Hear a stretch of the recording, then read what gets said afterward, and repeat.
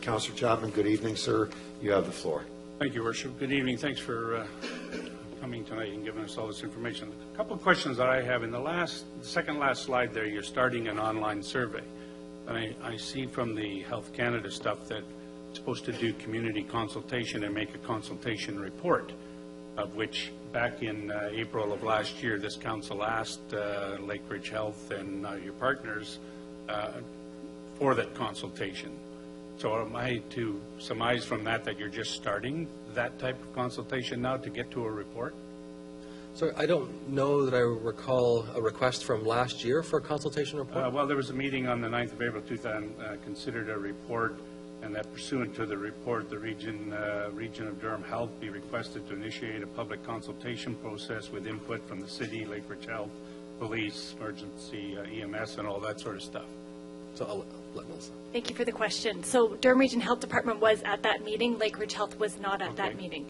And so with the change in provincial government, we were uncertain of what the future held for not only opioid crisis funding, but parameters of what operations and services could be run in the current government system.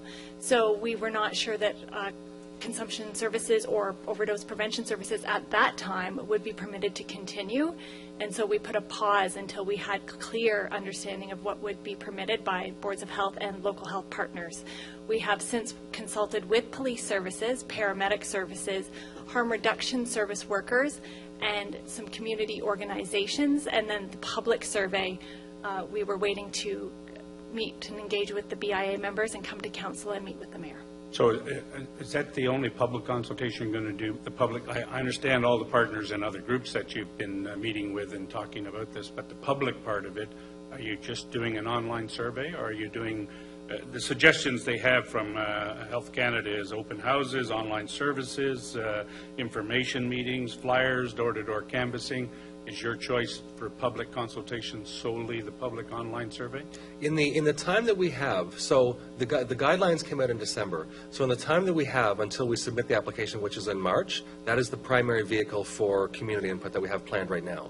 Might there be other opportunities? I would think so, but it was important for us to be able to get as broad of input as possible before those applications were actually submitted.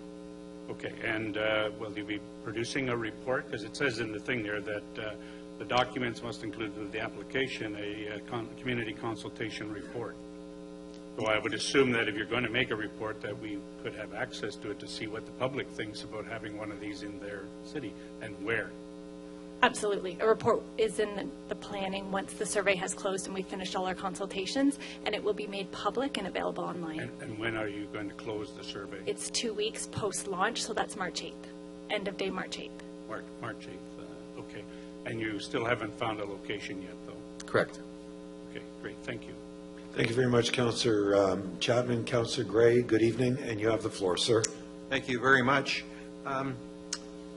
First of all, do you have any speculation or any reasons why it's taken so long for opioids to be dealt with? Well, I don't know. I think when you look at the data, you can see the gradual climb. You know, it did take our previous Minister of Health and the previous government the decision to declare it as a crisis. I think from that point, it certainly picked up considerable speed. Okay. You mentioned fentanyl. Could you explain to me what the risk is with fentanyl? I'm really not, aware of a lot of these drugs. I interchange cocaine with heroin, and I don't know the difference. So if you could just help me on why fentanyl is so dangerous. So when different things have happened over the course of the opioid crisis, fentanyl became a go-to about 8 years ago when a particular pharmaceutical organization changed over the composition of OxyContin to OxyNeo, made it harder to crush and shoot. Users then went in two directions, sometimes more than two. They went to fentanyl and they went to heroin. Fentanyl was, for the most part, accessible. At that point, it was mostly in a transdermal patch. And so what we experienced was individuals who were, it was a 3-day patch that you would put on for chronic pain. And so people had them laying around all over the place. And so people who were looking for opioids started to scramble up those patches. And old expired patches still had about 30% of active drug left in them. And so then what people started to do was they started to chew them and break them down and all sorts of things like that. But the problem with that, of course, is that if you're taking a 3-day patch and you're chewing on it, you're getting a 3-day dose within about 2 minutes.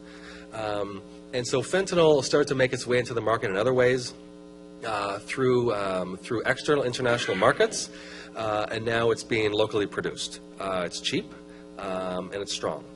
50 to 100 times the strength of morphine, so it doesn't take a lot. It's a good cutter, so for cooks and chemists, it's a good way of putting something really powerful in your supply at a cheaper cost. For about 20% of the population, they're actually searching for a fentanyl high. 80% are not. So it has become a very predominant part of the drug supply for many different reasons. You used a term cutter. Is that filler or what? Yeah, it's just you'll backfill in pure stuff with all sorts of caffeine is a common one, just to give more quantity. Okay, and so this proposed center, I've heard you say, you won't be injecting anybody with drugs. You're not providing the drugs. They have to bring their own drugs in. That's correct. Okay. Now, is the strongest element of this proposal getting people off these opioids? I know you've got your Pinewood Center, and are you having more than your fair share of luck turning them around? Is it what's your success rate? You've got so many people are going to be coming in, and how many do you actually get off the? So we have to look at success in a very broad range, because people will come with a host of health issues, and they will have goals in a lot of different areas. And so we may, in addition to helping someone with their substance use, whether they want to eliminate it or reduce it, or whatever the case, we may also help them find housing, find a job, and all sorts of other things. So every person's goal matrix is quite different than the others. And so success we measure as well. So success on a very harm reduction focused level may be getting someone to stop sharing dirty needles. That's success in my mind. It may be getting them to stop throwing their needles down into alleys when they're done with them. I think that's a huge success. It may be having someone feel a safer sense of where they are, that they're no longer needing to prostitute themselves at nighttime in order to turn over for small bits and pieces of that next hit. So we can look at success in a lot of different ways, and we achieve success with people in a lot of different ways. And so for some individuals, we know they will drink until the day that they die. They will use until the day that they die. And we will, for a very small portion of the population, never get them fully engaged in turning that around. But for others, it may be their 10th visit, their 50th visit, their 1,000th visit, and they finally say, you know what, today's the day, help. And we've seen that thousands of times too. And so that's the important part of the work that we do, is making sure we're always there for when someone's ready to turn around. Okay. Now, is this going to be a 9 to 5 operation? Is it 24 hours? What's the? So what we're thinking right now, so we have our draft budget. We have it designed right now as 12 hours a day. So we don't know exactly the amount that the provincial government will fund. If they kick back the proposal, then we may find ourselves reducing hours. Some have operated 8 hours a day. I like 12 hours a day. We've looked at drug use patterns. We've done engagement surveys through the John Howard Society to identify what are the times of day when most people use. We're also looking at overdose data to see what are the times of day when people are most likely to overdose. And so most of the information is showing us between late morning into the evening. So like right now we're kind of thinking of an 8 to 8, a 9 to 9. If we get pulled back, then we may be at 8 hours a day, but certainly 7 days a week. Okay. Now you mentioned that the prostitutes won't have to sell themselves, but aren't they still going to have to buy the drugs? Well, I think a site like this can offer you safety and well-being and care in a lot of different ways that a lot of people don't have. And I think you can engage people in a caring environment and provide them with things that they struggle to have right now. And some of those things may be the basic necessities of life. It might be a sandwich. It might be a check by a nurse practitioner. It's not going to remove all of someone's problems. I'm not saying that we're going to not that we're going to be a game changer in reducing, necessarily reducing or fixing the street worker problem, because that's a whole other very complex scenario. But what I am saying is that we can offer a range of solutions here that are currently unavailable, and it's a multifaceted approach to a very complex issue. And that can make a difference in someone's life. Okay. Now, one of the first concerns that comes to my mind if such a center comes up will be some of the bad behaviors that I saw some videos of some other centers. Prostitution seems to be rampant around there, the urination, defecation, and the general bad behaviors. Are you going to be pretty vigilant about what goes on outside your building? Because the most important thing for me is most people just wash their hands of it. Oh no, once they step outside, we can't do anything. And that creates a problem. What's going to be your strategy on that? So I think one of the things about a site like this is actually cleans up a lot of the problems that you're describing. It actually gives people a place to go to the washroom. It actually gives people a place to discard their needles and get rid of stuff like that. So this is part of the solution. This doesn't create more of the problem. And absolutely, in properly staffing a service like this, staff will be very focused in terms of helping people to come in, use the service respectfully in a neighborhood, and respectfully go about your regular business. And I think I have addiction services that go from Bowmanville to Port Perry to Scarborough, 2 hospital sites, 11 different locations in total. We well manage situations like this. I offer a very broad range of services right now, as does Ms. Eastwood, and we're experts at knowing how to work with our population to respectfully access and work with our staff and to work with our sites and our services. So if your staff did see a number of people congregating outside, you would encourage them to come in or move along? Is that going to be the... Yeah, I think And your staff won't be, their hands won't be tied to say, oh, we can't do that. They're outside now. They're okay. So I think certainly we need to keep people moving through a neighborhood. We're not going to set up a place where I think one of the concerns with the methadone clinic, and what I will say is that, because this may cross your minds as well, this is completely different than how methadone clinics are operated. So, and I think hopefully by the presentation tonight you have a very good sense that this is a completely different model. This is not a privately run solo focused type of operation. We need people to come in and use the service and to go about their business. And will you be working with basically the neighboring businesses? Because I think they're going to have great concern about what's going to come to town. Will you be working with them, and if they experience some problems, help them too? Absolutely. I think we approach each new initiative in a partnership. I don't think that we do anything in isolation nowadays. As we are approaching this very service right now and working with Public Health and the John Howard Society. So we are approaching this in a partnership. We are residents. I was born and raised in Oshawa. I was born in the Oshawa Hospital. I still live in Oshawa now. So I'm a resident of this very community in Ward 2.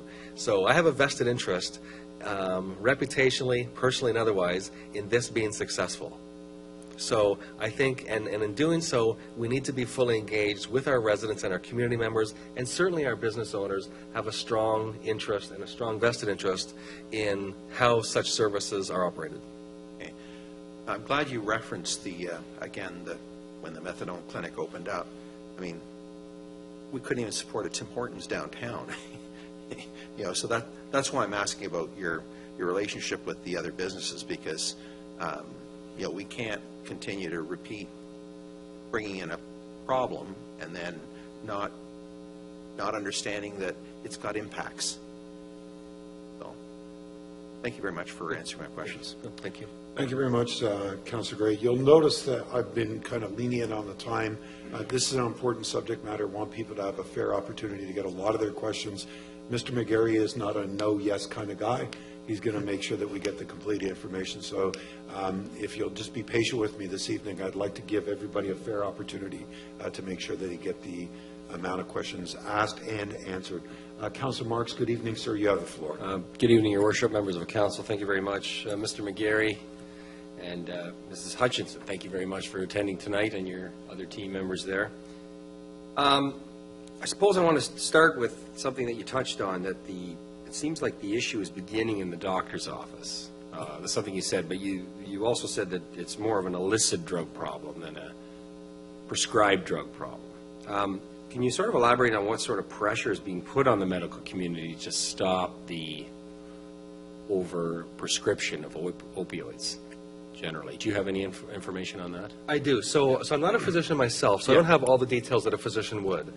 But I am aware of the fact that the different regulatory bodies and colleges, such as for general physicians, for surgeons, for dentists, have changed considerably and significantly their guidelines for prescribing. Okay. And there's been a particular focus, and locally, well, I'll tell you what we have done. We've put a particular focus on dentists and surgeons, because the data revealed that dentists and surgeons are quite involved in opioid starts. So for individuals who are not yet on any type of opioid, and I think most of us who have had some kind of dental surgery, certainly from several years ago, can remember coming home with a big bottle full of Percocets when you've had a root canal, and you probably didn't even need one, but you came home with 80 or 100. Right. So there's quite a bit of work being done there, as well as the auditing process. Good. So that seems to be combating some of that problem, leaving the sort of the professional's office with that jar of opioids. Yeah. What I can add to that as well is that at the very same time, we're actually seeing some of the results of that. So some physicians are in fact acting so quickly to get in line with the new guidelines, they're actually throwing their patients into withdrawal. And so a number of the patients that we're actually seeing in the RAM clinic are people just like the people in this room who've been on opioids at a certain strength for the last decade, and now all of a sudden their physician is dropping their prescription like a stone because they need to get down in line with the new guidelines. Okay. And so that's causing a different level of problem. Thank you very much. Moving on to, now, are these terms interchangeable? Consumption, treatment, and services site and a safe injection site? Or a safe injection site sort of a... Yeah, safe injection site that was the original model. Like that's what Okay. what Insight does. That's where you basically go, you use, and there's nothing else. I see. But this is a bit more of a comprehensive... This is a way structure. more comprehensive. Thank you. Yeah. You mentioned how someone can test the fentanyl or the drug when they come in for fentanyl. What if someone brings a large amount of drugs to be checked at that point? You have no obligation. That's So, encouraged? Yeah. It'll be it's a self-checking system. Okay. So most people, for the most part, don't want to carry around a large quantity with them, and they don't want to put it out on the table so everyone can see. That's right. But certainly, so it's a self-testing system. It's a qualitative test. It takes about, and these are the kits that we distribute now for free. Okay. It takes about 30 seconds. All you need is a couple of grains of whatever you're using, and it gives you a positive or negative. Okay. Very simple, very quick. Ultimately, you would want the drugs to be tested for fentanyl because of the increased negative effects of fentanyl in the street drugs, I assume. Good. Correct. You mentioned that in this letter that you did a survey of Oshawa's BIA. What were the results of that survey, and did the BIA sort of give a site that they would like to see the CTS move to? Yeah, I had a summary. In fact, I had a summary slide in the for the BIA yesterday. In fact, and so a few of the results. So 73%. So we had that survey was open for about 3 weeks, and I'll just read off a few of the results. Sure. We had responses from about 42 members of the BIA. 73% agreed that Oshawa is experiencing a crisis. 54% have noticed an increase in inappropriately disposed needles. 54%. 42% have clients who have used in their bathrooms. And lastly, 75% thought there were benefits of a safe consumption site. So the only thing that and not to speak on behalf of the BIA, but it was suggested by a couple of members that a location such as the Midtown Mall may be a location for us to consider. So I won't speak further on that, but that idea happened to be raised at the meeting just yesterday. How do you propose to advertise the site, wherever it ends up? How is it advertised? How would it be advertised? How would it be advertised to the public in general that are dealing with this crisis? Yeah. So I think it be advertised. Yeah, I think we would push it. I think so. On a very basic level, between the John Howard Society and Pinewood, we're serving a lot of opioid users right now. So there's two very easy ways that we would get the word out. Word travels really fast. So it's word of mouth, really. It's where Well, where the site we would would be. use some posters. So one of the things, like when we were opening our RAM clinics, we put posters in the libraries and other locations like that, so people would see it visually. But I'd say word travels very quick. But we would certainly do, working with our different communications departments as well, through Public Health, John Howard, Lakeridge, the Lhin, we would push that information to all service providers electronically. It would get out very, very quickly. Okay, thank you very much, and thank you for answering my questions. Thank you. Mr. Mayor, thank you very much. Thank you very much, Councillor Marks. Councillor McConkey, good evening. You have the floor. Good evening. And Mr. McGarry, good evening to you. You just mentioned a follow-up on Councillor Marks' questions there about the BIA. You said 42 members replied to the survey. Do you know how many members are in the BIA? What percentage of membership that would be? I don't. Could you find out for us? And Certainly. if you don't mind, also to follow up on the mention of the Midtown Mall, we had an excellent conversation about 2 weeks ago, and I felt very strongly in favor of what you're advocating. I said that was, I believe there's people in need, but on reflection, and this happens a lot when someone's, pitched an idea or a project, yeah, but there's so much to this, and you've said that tonight. It's a very complex situation. So I feel like I've been studying for an exam here tonight. And I had to come after going this afternoon to one of the consumption and treatment centers in Toronto at, they call it Keep 6, South Riverdale. And, I realized they're quite new. They've only been around a year. The ones that are approved in Toronto now, 4 of them, and they're all various sizes and offer that. But that's actually in a community health center, so they can refer people upstairs to the doctors.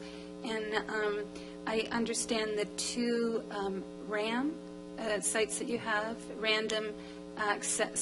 rapid access addiction in the hospital and at Pinewood. They're only open 9 to 11 in the morning at Lakeridge Monday to Thursday, and Pinewood Wednesday, and like 4 days a week, 2 hours in the morning. And I mentioned that to actually the woman I talked to this afternoon, Julia Barnett. She said that doesn't sound like rapid addiction, what they're used to in Toronto. And you'd mentioned in the beginning of your presentation that you've had 500 through that program. And that's over the course of the last year, because you opened last spring, right? January 30th. Yeah. Yep. So, and you said half of those are alcohol addiction. So 250, say, for intravenous drug users? Yes. Okay. And so do you think that there's a chance that we might make better inroads if you actually had those rapid access addiction centers open 8 hours a day, 5 days a week?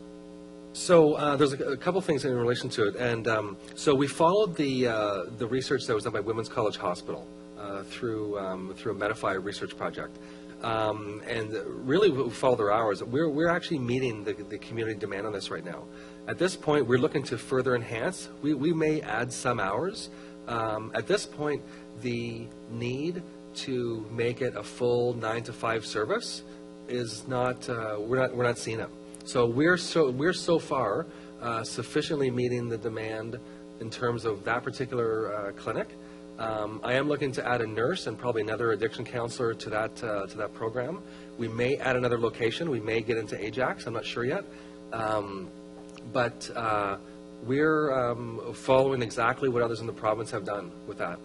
Okay, so you received, I think it was 1.8 million last year from the province for the opioid crisis, and you'd mentioned, I guess that's distributed between you and Peterborough, and yes. And so you'd mentioned around 800,000 this year, since 2018. Right. And that's going to fund the RAMs and the fentanyl test kits? Is that? Well, the fentanyl test kits I just did out of my budget. That wasn't even a funded item. Okay. So with about the 800,000 that we had from Central East Lhin, about 200,000 was for the RAM. We enhanced our withdrawal management services with nurse practitioner. We added an outreach worker at Caria, an outreach worker in Peterborough, an outreach worker in Scarborough. We added some, and 2 other addiction workers, and then some other things. But that's probably 80% of it. I see. And what are you expecting from the province if they were to approve your application March 31st? What type of funding do you have an idea what amount of money will be funded to this? We don't. We're working on just right now a draft budget, so I would not want to put that number on the table because it's just a preliminary budget. What we had heard previously in media was that the provincial government was allocating around 25 million or so to a number of sites, but we don't have any confirmation whether they have a set figure per site in mind. I understand that it's 21 sites that they're projecting in the province, and I know the 4 in Toronto, they're still waiting on the funding. They thought it was coming the end of February, Julia said in March. But my questions, I have a few.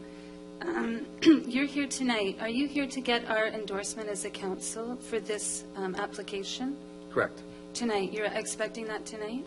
I would, so we are focused on a mid-March application target date.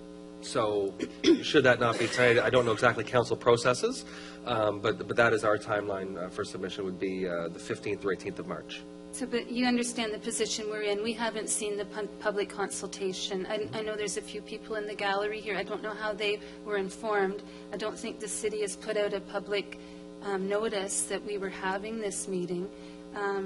But again... There was public notice to let you know. There was information, and by the way, it was on the front page of the newspapers. Yeah, in I regards think to the that was meeting itself, so. someone that had contacted the media, but I don't think the city actually sent out an advertisement. Let me just check with the commissioner. Commissioner, did we have anything on the website that was stating that we had a special meeting this evening?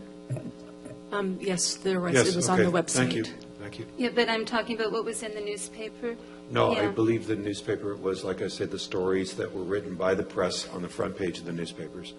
Not originating from the city. It was originated from the information from the city, I believe, yes. Okay, I would question that. I would also talk about the harm reduction. I mean, this is the be-all and end-all as it's described in the literature. But what do you see as the greatest harm reduction goal? Is it not the addiction? It's the number one harm reduction goal that you would attach to this particular service would be reducing overdoses and deaths. Okay, so addiction is not a priority. Oh, it is a priority. Okay. But when you're asking what is the number one harm reduction strategy, it's reducing overdoses and deaths. Okay, but don't you think the greatest harm to the user is the addiction? It's absolutely a tremendous harm. Okay, because again, in conversations I had, they said it's not a priority. In fact, they talk about the wait to get into addiction centers and detox and rehab. And so if I could ask you specifically about Pinewood, because I don't know a lot about it. I mean, I drive by it. My sister, I mentioned to you, lives across the road. And that facility, if you were to put one of these injection and treatment sites in, consumption and treatment service, in Pinewood, you wouldn't, would you? Because those people are trying to detox, and there you would have something that's a trigger. You wouldn't put it in there, would you? It was not on our radar as an ideal location. For one thing, I'm completely maxed at that location, and I need another 3,000 square feet. I have nowhere else to go but the attic in that building, and so from the get-go, and there are services there that I can't move anywhere else. So Yes. from the very beginning, for me, it wasn't a possibility. Right, but if you had an addition or some space there, you wouldn't do it, would you? It would not be ideal to have people actively coming and going from a site who are carrying drugs, mixed right in with a population of what I think are very fragile state individuals who are probably just taking their first day at sobriety. Yeah, I agree. I mean, it would be at odds with what you're doing there. So to have it in the area that we're talking, you mentioned Midtown Mall to me, and I guess the BIA also mentioned that to you. That's, you know, that's a 5-minute walk from your Pinewood. Yes. Yeah, and you're talking about these people that are going to be using this treatment center, injection center, transient, and the traffic. So I find it difficult that that is going to be, you know, harming those people. How many beds do you have at Pinewood? How many people are you treating annually there? 22 beds, 1,875 admissions for an average length of stay of 4.4 days. I think what we need to do in Durham Region is to get more beds for addiction, truly. And I hope that something comes of that Singing very to the choir, soon. right? Pardon me? Singing to the choir, right? Yeah, Yeah, you wouldn't argue on that, would you? no, I would agree. We could use lots more of everything for mental health and addictions. So these people, you mentioned also, you want them to get in and leave and go about their business. But when they leave, they're going to be high, right? They've had a fix? I don't know these drugs. How long a high will they? I think, you know, the opiates are a different kind of high. What you're often fixing is you're not in acute withdrawal anymore. So it's not a high like a meth high or a crack high. It's I don't know how to explain it, but it's a different kind of high. These are people who are using so they don't go into withdrawal. Right, I understand So- that part of it. But I also learned today, actually, that a lot of one of the clinics in particular downtown, the CT, I think it's the Works or the one that was Moss Park, they don't actually use naloxone. They use oxygen because the naloxone actually stops the high. Very true. We will plan. So we're planning that now in terms of overdose responses. It is actually much more effective to use oxygenation to revive someone, because you're right. When you do administer naloxone, yes, you've saved someone's life, but they'll often wake up and slug you because you've just actually thrown them into acute withdrawal on the spot. Not a really fun thing when your body's severely addicted. So there's different medical strategies you can use other than using naloxone. And for healthcare providers, they'll often prefer to oxygenate or to slowly, in some cases, you can slowly titrate naloxone as well at a much slower dose. But out in the field and out in the streets, naloxone will save your life. Right, and it's now widely available thanks to the Canadian Pharmaceutical Association. You can get that in Ontario free at any drugstore, right? Well, thank you to the Ontario government. Yes, and I would say that how recent is that? I didn't know that until I started doing this research. So pharmacists have had it for at least a year and a half that they've been giving it out. Public Health has had the mandate to give it out for approximately 18 months as well, free of charge to eligible organizations. Okay, so it's fairly recent too. Like, this is all pretty new stuff for us. So, and how new is the Suboxone that you're saying is this great treatment that you've just started using? It's just in the past, what, months? So the drug itself is not new. Our dedication to providing better medical care to people, that's new. So when we implemented our Rapid Access Addiction Medicine Clinic, that's what was when we actually grabbed a hold of that as a key medication that we now had to offer people right on the spot. Okay, so that's in the past year. Yeah, it's also in the last 18 months. Yeah, it's all, and then this fentanyl test kit, how long has that been around? We made our first bulk purchase at exactly this time last year when we purchased about 12 or 1,400 kits. Okay, so all these things being so new, on your slide you had, I think, just over 51 deaths or something last year from drug overdoses. What, if you could go back to your slides, because I wanted to ask you about the fentanyl slide. So I think it's that one, if you stop for a second. The one that, you've got fentanyl by itself all up, but all those drugs, codeine, heroin, methadone, they all, from the charts that I've looked at and coroner studies, they all had fentanyl in them, a portion. Someone's not taking fentanyl by itself, are they? Yes, they are. Okay, because what I've read is these other drugs are all laced with fentanyl. Correct. So those separate lines, this chart could be quite different if you're looking at the true toxicity of those deaths, right? You may have to, if you were really wanting to get specific, we may need to do a coroner's office inquiry on that. But this is when this is based on coroner's data, in the sense of the drug that they determine to be most responsible for someone's death. Right. Okay. Because I've seen that fentanyl was in almost 100% of them in BC. I think Yeah, right. 2018. But this here, this is based on the coroner's report. That's correct. And is it public? Public Health Ontario. No, I mean, could someone else look at the details of the coroner's reports for Durham Region? Could someone else? I would think so. We're accessing it, so Okay. yeah, we didn't So get it's this. online? Yeah, we Okay. didn't get this by private means. Okay, good. So it's publicly available information, and the Public Health Ontario website is actually quite good. You may choose to go on it yourself. There's all sorts of information there, including the interactive opioid tool that will show you region by region the impacts of overdoses and deaths. There was a slide earlier, if you don't mind turning to it, and I guess it was the, Do you know what you're looking for? yeah, it was the What is- deaths. on the death? I think it's Just- the one that's actually a bar chart. Bar chart, so I think Yeah. it's 3 back. There, Yeah. there's that bar chart. Okay, of those What was that one? 267, those are not deaths. That's just your calls for the paramedics, right? But if you, I'm sorry, then it was the graph that showed you had, I think it was just over 51 last year. The death. Yeah. Here we go. Yeah. I think this is it, perhaps. Yeah, Yeah, deaths right here. in Durham Region. So of those 267 police calls, EMS. how many of those fatal overdoses were from Oshawa? Out of the So, fatalities, yeah. out of the fatalities that are being shown here, how many of those are directly to the city of Oshawa? We could get that.